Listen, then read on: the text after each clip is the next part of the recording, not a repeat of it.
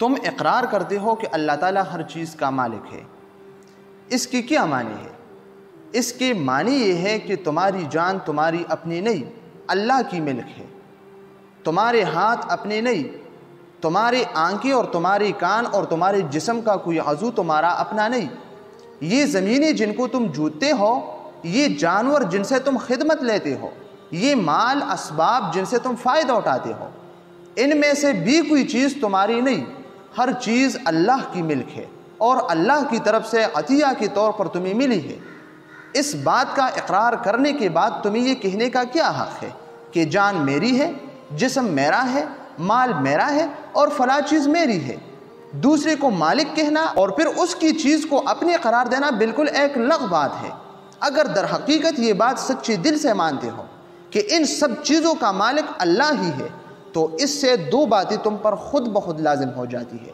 ایک یہ کہ جب مالک اللہ ہے اور اس نے اپنی ملکیت امانت کی طور پر تمہارے حوالے کی ہے، تو جس طرح مالک کہتا ہے اسی طرح ان چیزوں سے کام لینا چاہیے۔ اس کی مرضی کے خلاف ان سے کام لیتے ہو تو دھوکہ بازی کرتے ہو۔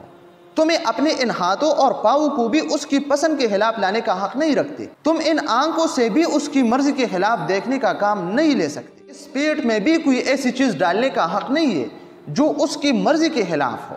تمہیں ان زمینوں اور ان جائیدادوں پر بھی مالک کی منشا کے خلاف کوئی حق حاصل نہیں ہے۔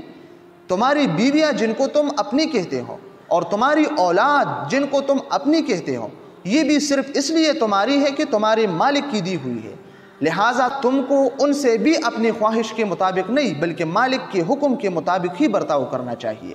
اگر اس کے خلاف کرو گے تو تمہاری حیثیت غاصب کی ہوگی۔ جس طرح دوسرے کی زمین پر قبضہ کرنے والے کو تم کہتے ہو کہ وہ بھی ایمان ہے، اسی طرح اگر اللہ کی دی ہوئی چیزوں کو تم اپنا سمجھ کر اپنی مرضی کے مطابق استعمال کرو گے یا اللہ کے سوا کسی اور کی مرضی کے مطابق ان سے کام لو گے، تو وہی بھی ایمانی کا الزام تم پر بھی آئے گا۔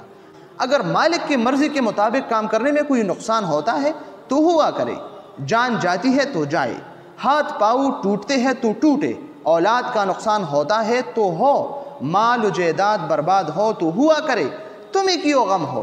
جس کی چیز ہے وہی اگر نقصان پسند کرتا ہے تو اس کو حق ہے۔ اور